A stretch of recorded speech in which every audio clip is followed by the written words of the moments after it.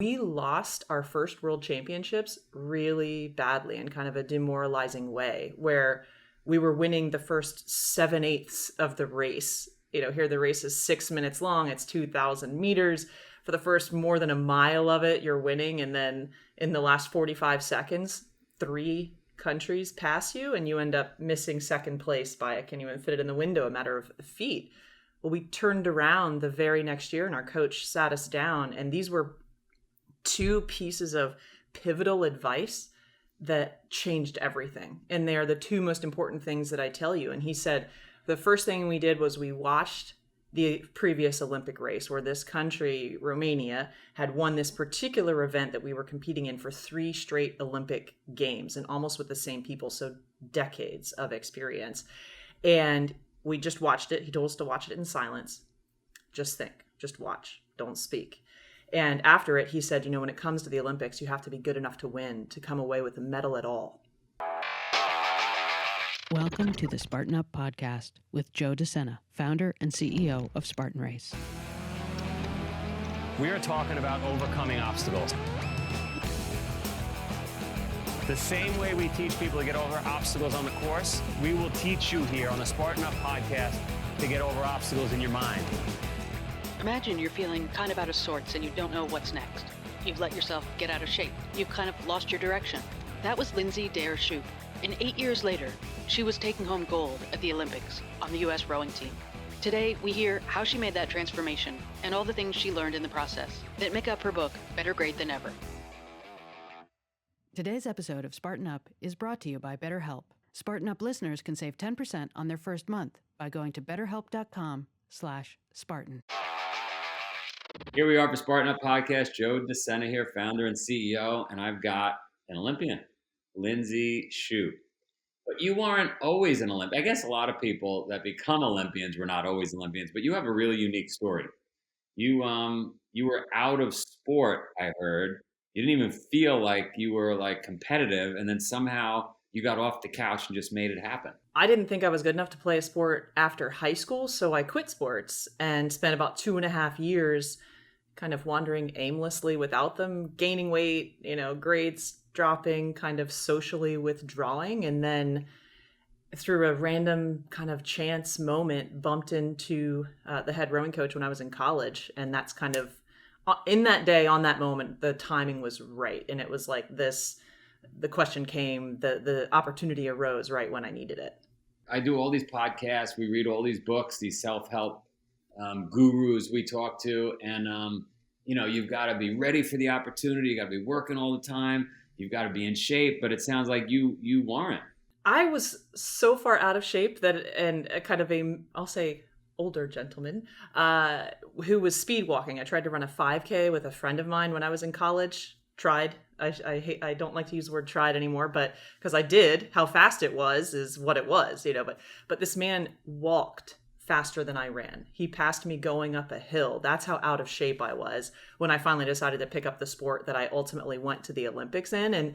And opportunity, you don't have to be necessarily in shape, but for me, it was because I was on this path that was not right for me. All of these kind of things were going wrong. Yes, I could have gone even farther down that path, but it was just like, oh, I don't want to be doing this anymore. And here's a chance to change that.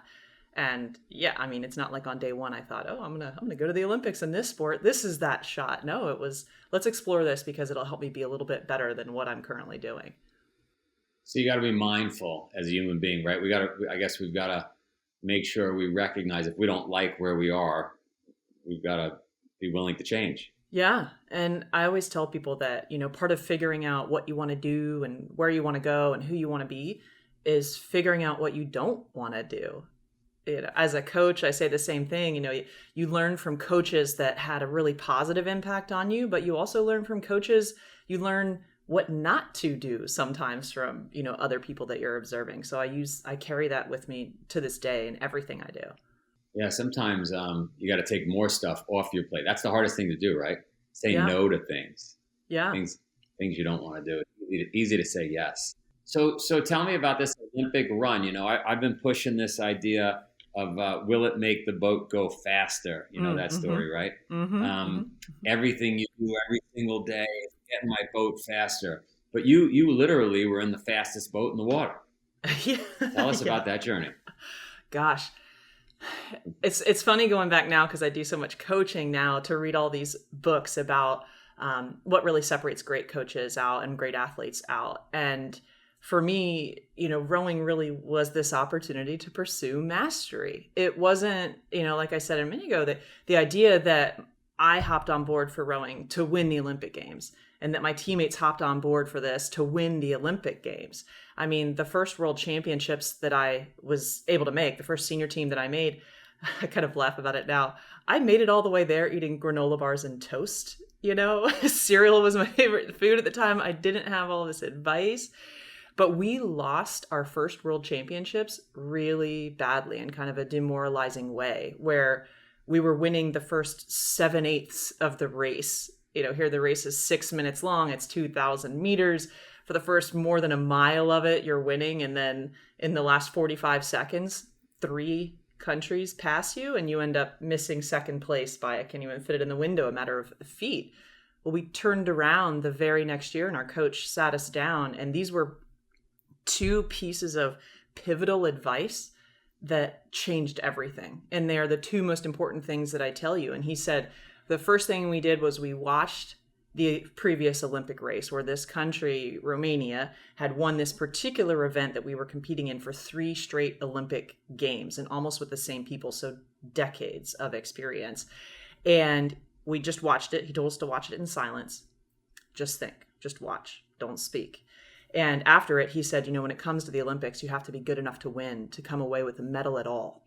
And now having gone to the games, I completely understand that. And he said, obviously we're not there yet.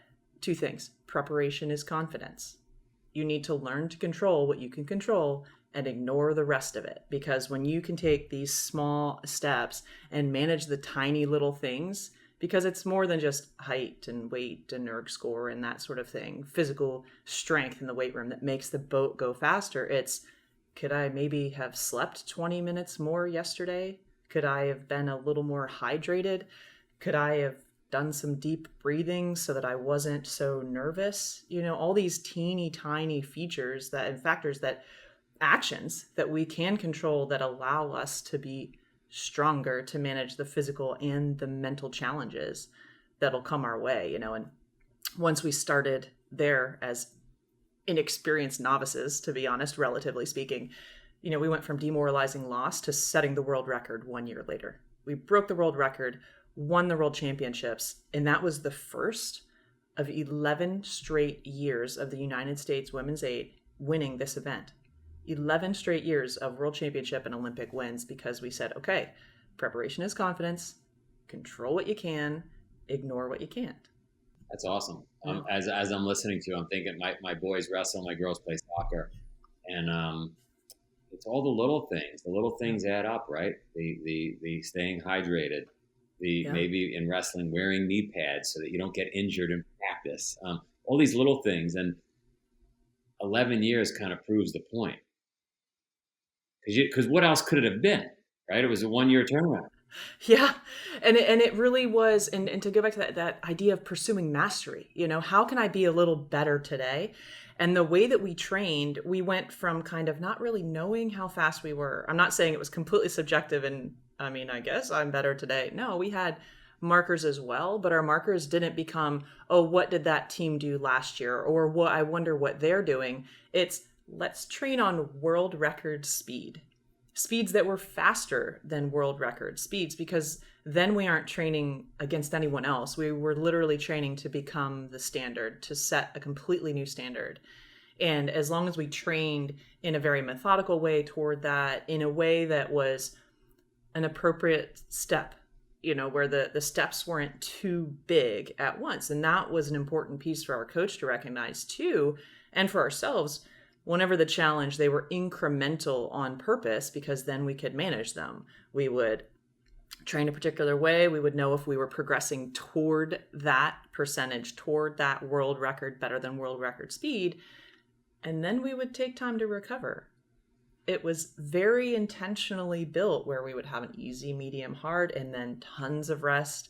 Every week was like that. And then every month we had a big, you knew that there was this very intentional cycle built in. And, even going back, because I tracked everything. You could literally, I wrote the book built out of all my training logs and journals, but you can go back and see these patterns that when I, in life outside of sport, started to think, because this is the danger of the Olympics. You win the Olympics, you say to yourself, oh, if I can do that, I can do anything. That gets you in trouble in life outside of sport. But what I realized was, if I said that, then I needed to apply the same principle. I can't expect it all at once. I need to control the controllable elements. And I need to be willing to challenge myself in an appropriate amount at a time, make them like manageable chunks and then be like, all right, I got that, recover, rest, do everything I can, and then build up again. How many years from the couch, we'll call that moment when you stumbled upon rowing, from the couch to the sit down where the coach said, here's what we're going to do. Mm-hmm. How many years of training did you have in between the couch and that point? You're talking about when we sat down for the time building up to my second world championships. Within 3 years of being, by national standards, overweight, the worst grades of my life, totally lost and not sure. I woke up. This is kind of the eerily serendipitous thing. I woke up in the middle of the night before I bumped into my college rowing coach, and I was keeping a journal at the time, and I literally wrote, I wish a thing or two were different. I wish I were not a lazy bum. The world will never know, and that includes me. And the very next day, that is when I had that stumbling upon rowing moment. And within 3 years of that, I was one of the fastest rowers in the country on my way to Japan for my first World Rowing Championships. Within 4 years of that, became a world record setting world champion with my teammates.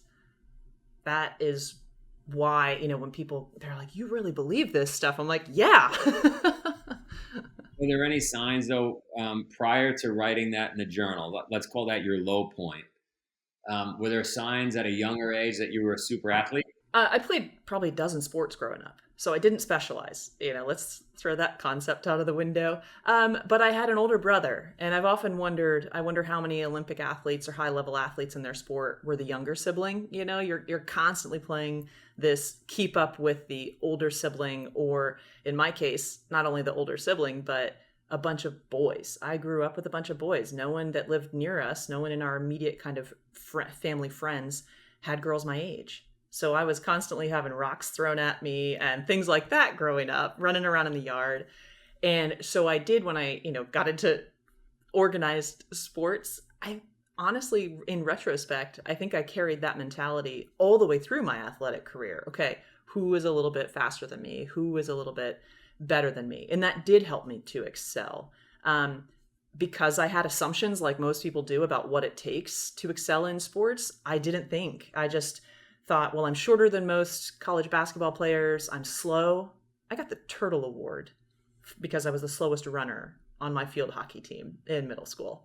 So because of these small things, they kind of chipped away at my confidence. So I was like, oh, I can play sports I'm good here. I'm good in my small school, in my small town.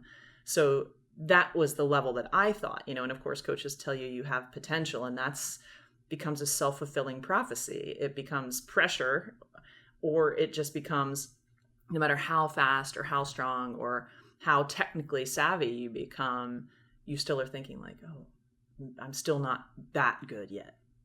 Well, clearly you were good. I met a guy named, the name probably rings a bell, Mike Evans. Him and his brother were on the Canadian team.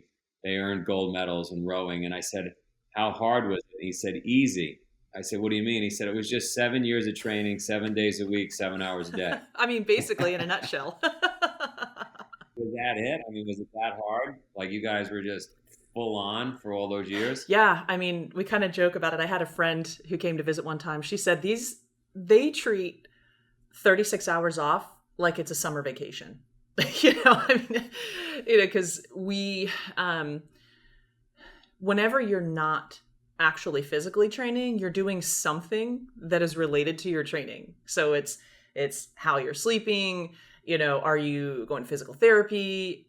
Sundays were usually a day off, if not some sort of recommended day of training, where some teammates and I would usually go for a walk around the lake where we rode, and even just making sure that, or a jog, and if we didn't feel like jogging, we would literally grab a tea and go for a walk, because that helped Monday not be so difficult. If you took the whole day, Monday felt like you got hit by a Mack truck over the weekend, and one thing I will say is that it's been also really nice to be able to look back at my training logs, because a lot of young athletes and young coaches are looking at what the elite athletes are doing and immediately doing that. My first day of practice with the U.S. national team was, we cleaned the boathouse. Our coach gave us the equipment that we would be allowed to use. Notice I say that we were allowed to use. He taught us how to carry it, wash it, fix it if we broke it. It was on us. If we broke our boat, then we didn't get to row, and then we rowed for 20 minutes. And he was there sweating with us, moving stuff around with us, because we didn't start with 7-hour days or 6-hour days. We started with a 20-minute row and accountability, and that planted these tiny seeds of trust but among the 7 of us that were there, because it was only 7 athletes in the beginning, and our 1, and then ultimately a couple weeks later, 2 coaches, so it was this tiny little group built out of a foundation of the connection among those of us who were there. Because if we weren't first connected and we didn't first build like an identity, and we weren't accountable for not only our stuff, but one another, and enjoy one another's company, then all of the rest of it would not have been nearly as powerful, and we would not have been nearly as successful. Same coach through the whole journey? Yeah, and he's still there. He is still the head coach of the women's national team. Let's see, he took over in right about 2002. So my first Olympic cycle was his first full Olympic cycle as the head coach. So it was almost like we were the guinea pigs, the experiments along the way.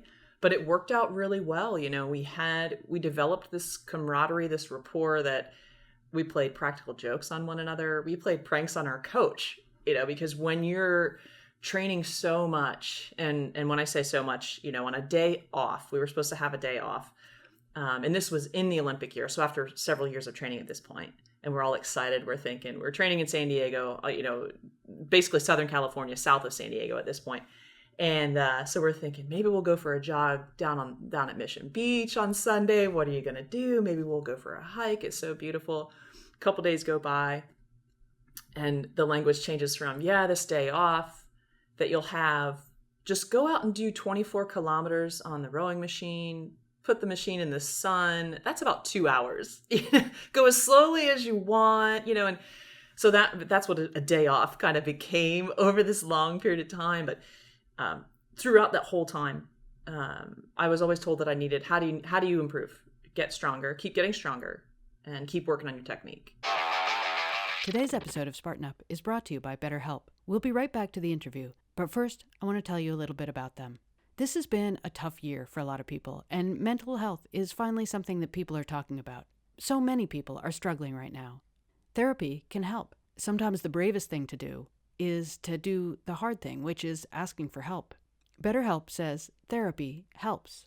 So what is therapy? Well, BetterHelp says it's whatever you want it to be. It doesn't have to be sitting around talking about your feelings. With BetterHelp, you can talk to someone privately if you're just not feeling right, or you're having trouble dealing with stress or issues with your relationships. Whatever you need, you don't need to be ashamed of normal human struggles. You can feel better. Spartans, you deserve to be happy. And with BetterHelp, it's a little bit easier. You don't have to worry about finding an in-person therapist near you. You can get help from home. BetterHelp is customized online therapy that offers video, phone, even live chat sessions with your therapist. So you don't even have to see someone on camera if you don't want to. Times are tight financially too, but the good news is that BetterHelp is more affordable than in-person therapy. And you can get going really quickly. You can be communicating with your therapist in under 48 hours. So join the millions of people who are seeing what therapy is really about. What's the greatest investment you can make? Investing in yourself, because you are your greatest asset. Make that asset function even better. Today's episode is sponsored by BetterHelp, and you, Spartan Up listeners, get 10% off your first month by going to betterhelp.com/Spartan. That's better, HELP.com/Spartan. How do you improve? Get stronger, keep getting stronger, and keep working on your technique. So I always felt like I was never strong enough. And when I say never strong enough, to go back to what does that 7 hours look like, is I would have an extra hour of lifting in the weight room. There were 3 of us that had this, and everybody else would come and go, and we're still in there just chipping away at lifting weights. And you spend 2 or 3 hours doing one thing, you take a 45-minute break, you spend another hour or so doing something else, you go to work, and then you come back and do another hour or 2 in the afternoon, and then you go home and crash onto the couch, have dinner, pass out cold, and do it all over again the next day. That's some serious commitment. Did you question it along the way, like a college student questions? Maybe I don't want to finish college. Did you want to tap out even though you were doing so well? For me, whenever it felt like something wasn't going well and I wasn't progressing necessarily, it felt like my heart was breaking. I knew more than anything that was what I wanted to do, because even through the ups and downs, it was making me better at being me. The sport was this outlet, this manifestation of me able to demonstrate just being the best, being great at this thing.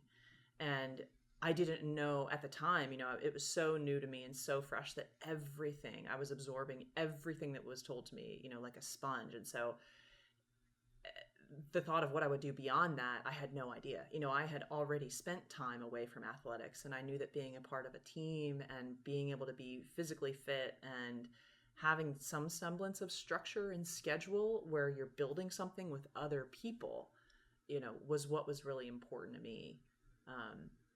It's always been that team element that has really drawn me into sports.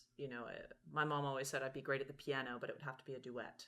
I would never be able to do it by myself. But you question when you know why you're doing what you're doing. That for me, I knew that it mattered that much to me. Even when your hands are bleeding because it's that cold. I know you're up in Boston, you get the cracks in the winter and everything on your hands is just bleeding, not because of blisters, but because the cold is doing that to you. There were days when ice developed on my back and on my equipment because it was that cold and you got that wet because the weather was just that bad. Even on those days, because of how important it was to me, that importance superseded that, like, oh, this is really terrible, So that, especially now as a coach, that's one of the biggest things that I love to help people discover is, like, how much does it matter to you? Because the farther you want to take this, it's going to be really hard, and you have to address that and get over it. Like, this is not going to be easy. So if you want to go that far, recognize that early on, and that helps, There's that rap preacher, Eric Thomas, who tells a great story on the web of a kid who wants to make money, and he brings the kid out into the ocean and dunks the kid underwater and holds him underwater, and the kid's just thinking, he's drowning me. All I want to do is make money. What the hell are we doing? He comes up and gasps for air, and he says, when you want to make money as bad as you want to breathe, then you'll make money. You know what I mean? Yeah. So you clearly wanted this so badly that you get it done. Because I tell everybody, I wrote a book actually on this, which is no matter anything worth doing, you're going to go into the valley of death. Yeah. Relationship, school, whatever it is that's really worth doing, you're going to get to a place like the most exciting moment. What probably was the day you met the coach after writing in your journal that you were not happy where you were. Yeah. That was the best day ever. And then from there, it was all downhill. Right? Like, it sucked after that. I actually, another eerily serendipitous moment, that coach, my college coach, his birthday is the same as my mom. Same day, same year. I send him a thank you card, not a birthday card. I send him a thank you card every year on his birthday. It only took about 20 years of birthdays for him to say, I'm not that much of a card person. He finally mustered the courage to tell me that. But yeah, I track everything because that was that major turning point. So I track everything back to that moment, and that really does steer the notion that opportunity is really all around us. And that also can be kind of a double-edged sword. It's like, well, which one do I pick? Well, each route might be equally as viable, but you're saying when you want this as much as you want literally to live, then you're willing to pour more into it. I always say the more that you want out of something, the more that it's meaningful to you, the more resources you are going to be willing to put into it. And so that's why you can only do one, maybe two things really, really well, because you need as many resources as you can possibly get your hands on out of yourself and out of everything around you to be really great at that thing. I couldn't agree more. Let's look at the average Joe, right? The average person out there that is stuck, and maybe doesn't get as lucky as you did to meet that coach. Yeah. How do they get started? What do they do? What do you recommend? I mean, it goes back to that meaning thing. It didn't necessarily need to be the coach. I had other people in my life. I had other scenarios in my life, other things in my life. And it does kind of take that bottom moment. My brother, for instance, he had gained like 100 pounds or something like that when we were in college. And he got to a point where he was like, oh, this is not who I want to be. And for him, it took his kids. He said, I asked him many years later, I said, what really did it for you? He said, I wanted to be Superman for my kids in whatever way that I possibly could. So he just started reading there and maybe that's, not maybe, I know that that's a big reason of why I was willing to put into it so much, was that I did have that kind of, oh, this is not the person I want to be. And whatever it is, start with wherever you are. I think maybe that's why I say recognizing even, okay, I know what I don't want to do. And if you're totally lost, give something a shot until you figure out that you're like, okay, that's not what I want to be doing. Let's maybe turn the needle 1 degree this direction and maybe do it this way. And then you can start checking off what's really important. Do I need people? Am I materialistic? Do I need stuff? How comfortable do I need to live? For me, people always look at me and they're like, well, you live so healthily. And I'm like, this is because it's my priority. I went through overtraining my second Olympic cycle because I didn't know enough. So I got depressed. I got the whole thing that we kind of are starting to see hints of with athletes. I met that point in life again. So I went, this is my basement and ceiling of life. This is what I know, how much time I need for myself and what that'll take. And so I restructured my entire life around that, because the same cascade of emotions and things that I met when I was overtraining in rowing started to happen from grad school and full-time job, grad school on top of that, all the things that came with that. And I went, oh, this is not the life that I want to be living. What do I need to do to adjust that? And just started picking at little ways to build time back into my life, which ultimately builds health back into my life. Yeah. So post Olympics, is there like a post Olympic blues or like what happens after the Olympics? I understand you wrote a book. After the games, I went back, and this is a really fun piece of the story. And the reason I wrote the first book was so that I can write the second book and have it kind of make sense. Is that I went back for another Olympic cycle. I knew more than anything. My coach asked me before we even won the Olympics, what are you planning on doing? I said, I'm coming back. Absolutely 100%. I want to do this for as long as I can. And then I, went back, made the team again. We won the world championships again. And when we crossed the finish line, it was anticlimactic. It was very much like, whoa, that didn't taste the same. That didn't feel the same. What happened? And there were little hints from other veteran athletes that said that you need to kind of expect that. It's never going to be the same. Give it time. Even from day one, year one, coaches said this stuff.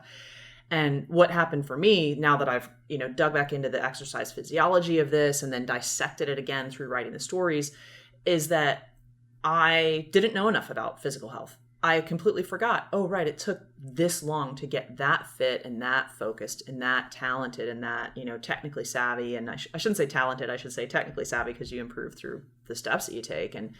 And I took time off, gained about 25 pounds by Thanksgiving and thought, oh, I'm going back. I'll lose it. No big deal. What does that lead to? I got hurt.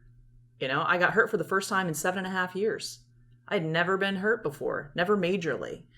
And so all of a sudden, this thing that I loved was hurting me for the first time in my life. And that hit me in the face like a ton of bricks.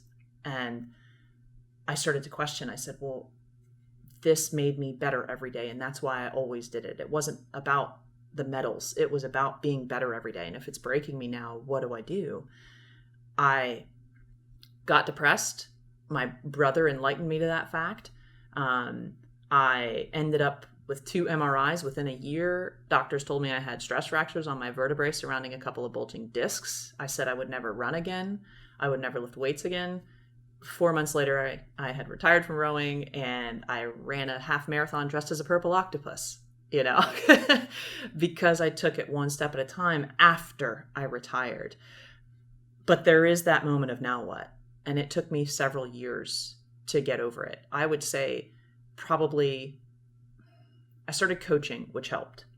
But it took me 6 full years to really understand that I had found something, my next outlet to be the best that I could be, to enjoy my health and be the person that I could be. The first book is called Better Great Than Never. Which tells the story of how I got into sport, how I got into rowing, and then ultimately went on to win the games with my teammates my teammates. And then the second book would be the telling of what happens after that, exactly kind of the build out of everything that I just told you of. I've been an athlete for this long, and it's been who I am. It's part of my identity. What outlet is going to allow me to pursue being the best me after that?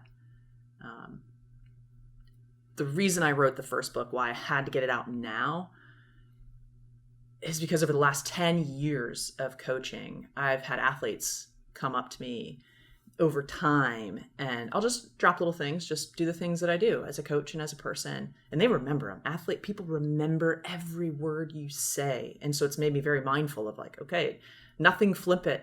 People remember, and it could set them on a great path, and it could send them on a negative path. But I had an athlete come up to me and say, "But Lindsay, you can do that because you're you." And I thought, holy cow, we have so much in common. We were so similar at one point in time.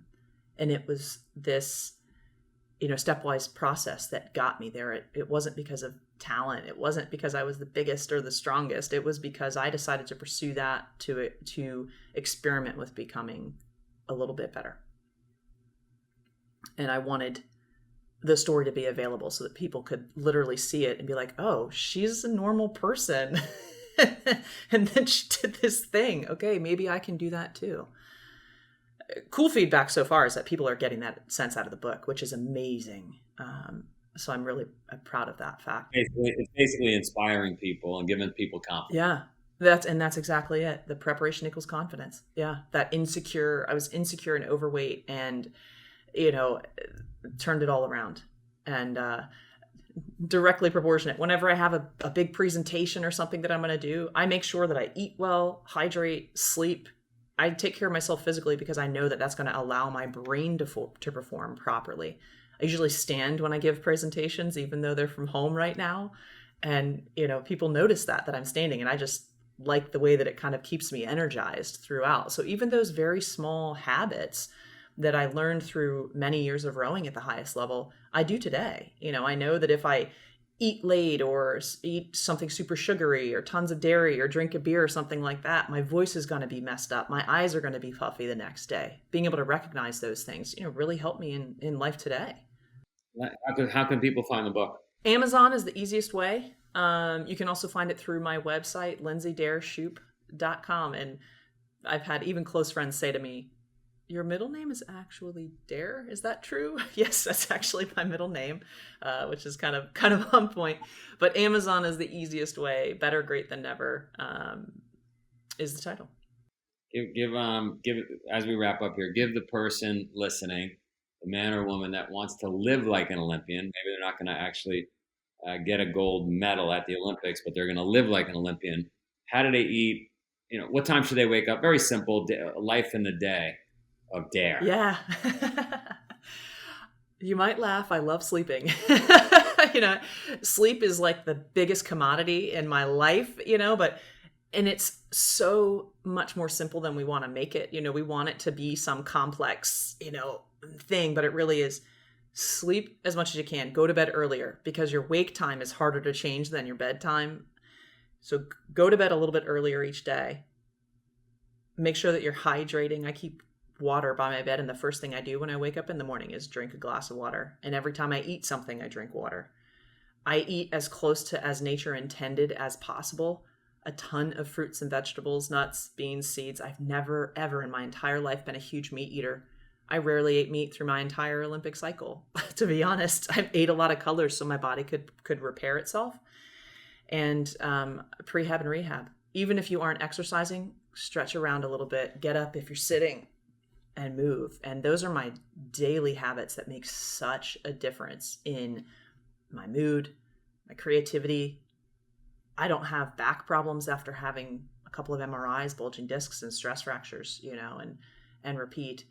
I definitely get outside, even if it's cold. And it's relative because I'm in Miami. So, but I can give you more detail if you want them. But that's where I start, and for people that, and I was going to say, for people that don't like vegetables necessarily, your palate, your cells on your tongue change within a week or two. So just give it time. And it doesn't have to be all at once. Make it your manageable chunk and then take another step after that. Awesome.